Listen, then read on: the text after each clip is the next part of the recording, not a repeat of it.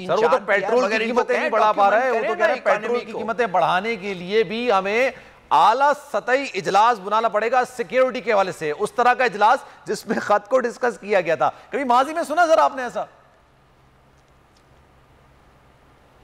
मैं आपको बताता हूं, जब ये गवर्नमेंट ने पेट्रोल के प्राइसेस कम किए थे, और ये मैं मानता हूं कि उन्होंने पॉलिटिकल रीजंस के लिए कम किए थे, लोगों को बताने के देखिए हमने आपका पेट्रोल का प्राइस कम किया है। 466 बिलियन रुपया सब्सिडी का था। अगर आप 466 बिलियन रुपया, आपको पता है कैसे कमा सकते हैं एक साल में? वो 10% कम एक्सपेंडिचर हो पाकिस्तान के फेडरल मिनिस्ट्रीज में, सिर्फ 10%। वैसे ही ये गाड़ी ज्यादा इस्तेमाल करते हैं, वैसे इनको परवाह नहीं है कैसे पैसे होता है और ये और वो। 10% एक मिनिस्ट्री का कम करो, जितने मिनिस्ट्रीज हैं इस्लामाबाद में फेडरल गवर्नमेंट में, मैं प्रोविंस की भी नहीं बात करता, वो 466 मिलियन डॉलर आपको मिल जाएंगे। यार बात असल ये है कि आपके पास इकोनॉमिस्ट हैं, एक्सपर्ट्स हैं जो कर सकते हैं। क्यों नहीं कर रहे? क्या लगता है सर आपको? पता ही नहीं है ये लोगों की, ये ज्यादातर इनको चोरी पे है भाई। ये लोग हैं, इनकी पूरी कंसंट्रेशन ये होती है पावर और चोरी, बस। आखिर 40 साल मैं सर्विस में गुजारा हूं, एक प्राइम मिनिस्टर के साथ बैठता था 3.5 साल के लिए तक, और मुझे जाता है इनका दिमाग कैसा काम करता है, व्हाट फैक्टर्स किस चीज से मोटिवेट होते हैं। नहीं तो ये कैसे हो सकता है कि सिर्फ उनकी फैमिली अमीर तरीन बनती हो और सब पूरा मुल्क खत्म हो जाता है? ये कैसे हो सकता है? ये फिनोमेना जो है ये कैसे हो सकता है सिर्फ पाकिस्तान में? मुझे बताएं। अगर करप्शन नहीं होता, और सबको पता है करप्शन होता है, सब जो लोग उधर बैठे हुए हैं देख सकते हैं। पकड़ा कौन गया है भाई, ये बता दें, किसको पकड़ा है आपने? एक आदमी को बता दें जो करप्शन के लिए इस वक्त जेल में है। मेजर प्लेयर 7 स्टार अकोमोडेशन में रहते हैं, 3-4 शहरों में 7 स्टार अकोमोडेशन बने होते हैं इनके लिए।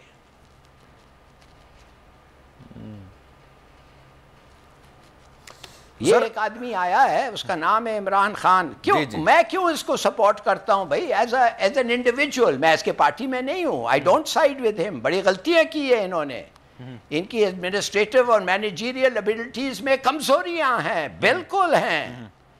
मगर खुदा के लिए यार, एक आदमी है जो ईमानदार है, कहो आधा ईमानदार है। यही तो, इसलिए तो लोग बाहर निकले हैं, वो थक गए हैं चोरों के हाथों से, थक गए।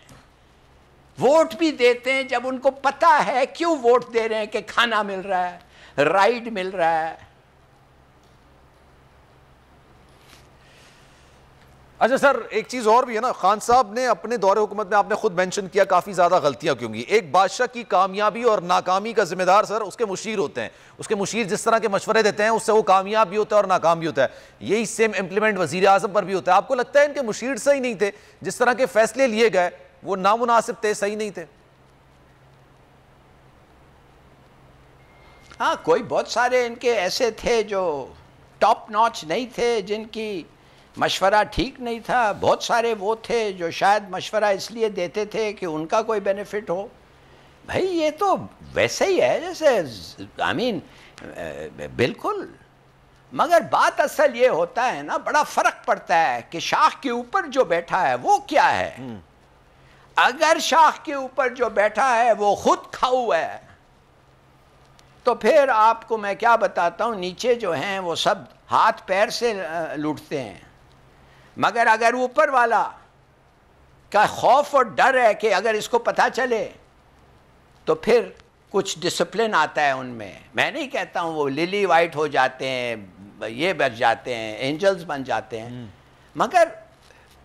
मगर बात असल ये से, कब तक हम कब तक हम अपने आंख बंद रखें भाई? ये अवाम पूछती है। आप समझते हैं कि अगर किसी एनालिस्ट को कोई रिक्शा में मैं चले जाऊं तो बैठ के कोई कहता है, एक दफ़े हुआ है, 2 दफ़े हुआ है, कहता नहीं मैं आपसे पैसे नहीं लेता। मैंने कहा क्यों? कहता है तुम सच बोलते हो। Can you imagine?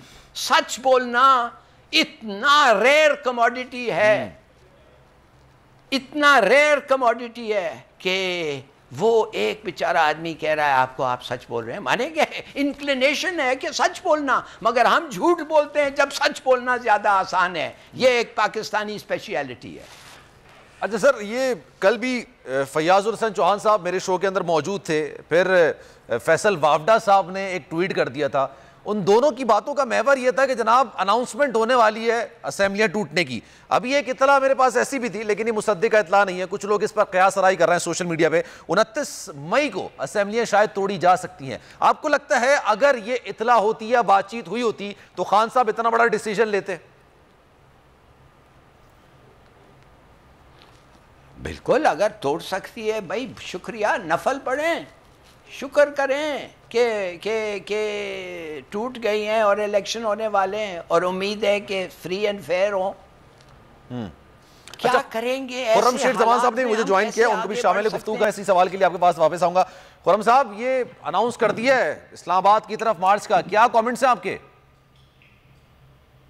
जी बिल्कुल, आवाम तो ये समझ रही थी और हम सब भी ख्वाहिश कर रहे थे कि इन तमाम मामलात की जरूरत ना पड़े और अच्छे तरीके से इस मुल्क में इलेक्शंस की कॉल कर दी जाए। तैयारी है सर? मेरे ख्याल से ये इतनी आसानी से जाने वाले नहीं हैं और ये चाहते हैं कि लोग निकलें बाहर, इनको घसीटते हुए बाहर निकालें, इस किस्म के हालात पैदा हुए। देखिए, जितने भी खदशात हैं उसके बारे में इमरान खान साहब ने बता चुके हैं, क्योंकि when you have person like Rana Sanaullah sitting as interior minister, आप जान सकते हैं कि वो इंसान किस नौयत तक, किस घटियापन तक जा सकता है। ये वो शख्स है जिसके दौर में, जिसके साए तले जो है 18 लोगों को या 20 लोगों को अंदाजन जो है मॉडल टाउन के अंदर कत्ल कर दिया गया था। हम ये ना भूलें।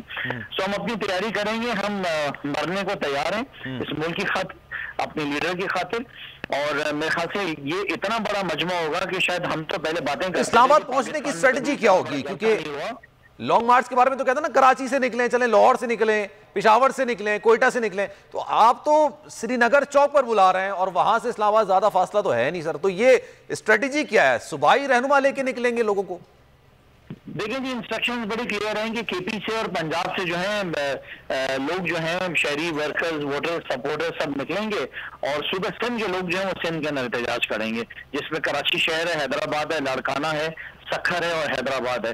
क्योंकि जाहिर है कि एक डिस्टेंस बहुत ज्यादा हो जाता है, तो फैसला ये किया गया कि सिंध के लोग सिंध में रहेंगे, सिंध के लोग सिंध में रहेंगे और केपी पूरा जो है जी, पंजाब और केपी जो है पूरा इस्लामाबाद जाएगा। सिंध के अंदर जो जो लोकेशंस होंगी जहां पे इमरान खान का जलसे दिखाए जाएंगे, उसकी लोकेशंस अनाउंस कर दी जाएंगी, वहीं पे लोगों का मजमा जो है इकट्ठा होगा। लेकिन देखिए, मैं सिर्फ एक पैगाम देना चाहता हूँ, मैं यहाँ की जो हुकूमत है उनको भी पैगाम देना चाहता हूँ और उसके साथ साथ हुकूमत पाकिस्तान को भी, कि कोई ऐसा काम ना करना कि लोग फिर आपके गरेबानों तक पहुंच जाएं, क्योंकि वक्त अब बदल चुका है। ये कोई जलसा जुलूस नहीं है, इनकलाब है। पूरा पाकिस्तान बाहर निकल चुका है। आप जानते हैं कि आप नमाज नहीं पढ़ सके ईद की, अपने घरों में आपने नमाज पढ़ी है। यहाँ तक कि पाकिस्तान क्या, लंदन के अंदर भी आपने नमाज जो है अपने घरों में पढ़ी है। तो आप अंदाजा लगा सकते हैं कि लोगों को मुंह दिखाने के लायक आप रहे नहीं है, क्योंकि अल्लाह के आगे सजदा करने के लिए भी आपको कमरों में छुपना पड़ रहा है। ये बहुत बुरी सूरत हाल हो गई है। जिस खदशे का सर आप इजहार कर रहे हैं, उसमें कौन कौन से इकदाम हो सकते हैं, क्या क्या उठा सकते हैं? खान साहब की गिरफ्तारी, 700 लोगों की फहरिस्त, ये मीडिया में आ चुका है, 700 लोगों की फहरिस्त है। शेख साहब ये अनाउंस कर चुके हैं, कह चुके हैं, पेशगोई कर चुके हैं, मई के आखिर में जनाब तसादुम हो सकता है। तो क्या क्या आपके पास खदशात हैं इस मामले में? अच्छा देखिए, बात इस वक्त तो वर्कर्स से आगे निकल चुकी है ना। अगर ये हमें गिरफ्तार करेंगे तो उससे क्या फर्क पड़ता है? हम तो अपना प्लान जो है आज रात को या कल सुबह तक पूरे सुबह सिंध का भी अनाउंस कर देंगे और इस्लामाबाद का प्लान जो है वजीर इमरान खान साहब जो ऑलरेडी अनाउंस कर चुके हैं। ये तो आवाम ने करना सब कुछ। आवाम को गिरफ्तार करेंगे तो अलग बात है, हम तो वर्कर्स ऑलरेडी तैयार है, हमें जेलों में भरना पड़ते हैं। ये तो आवाम को इमरान खान ने बता दिया है कि 25 तारीख को 3 बजे ऑनोरेशन है। अब आप रोक सको तो रोक लो, क्योंकि आवाम को तो कोई नहीं रोक सकता। आवाम की ताकत पर वर्कर्स को जरूर अरेस्ट कर सकते हैं, कत्ल भी करा सकते हैं। बहुत चांसेस हैं कि हमें मरवा दें और बंद कर दें, गायब करवा दें। यू नो, ये ये तो हम सब चीजें देख ही चुके हैं, लेकिन इसके लिए हम तैयार हैं और अवाम भी तैयार है लोगों के साथ के लिए। मेरे ख्याल से वक्त अभी भी है, 3 दिन का मौका है इनके पास, 3 दिन के अंदर इलेक्शन अनाउंस करें, अपनी हुकूमत को उतारें, पाकिस्तान को बचाएं। इस वक्त सियासत का वक्त नहीं है, इस वक्त रियासत को बचाना है, अपनी सियासत को नहीं बचाना है, आपने आगे बढ़ना है।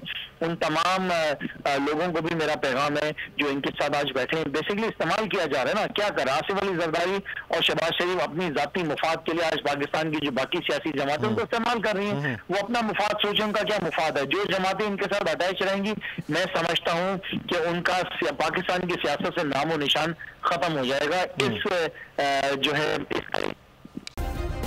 सब्सक्राइब करें और बेल दबाएं ताकि कोई खबर रह न जाए।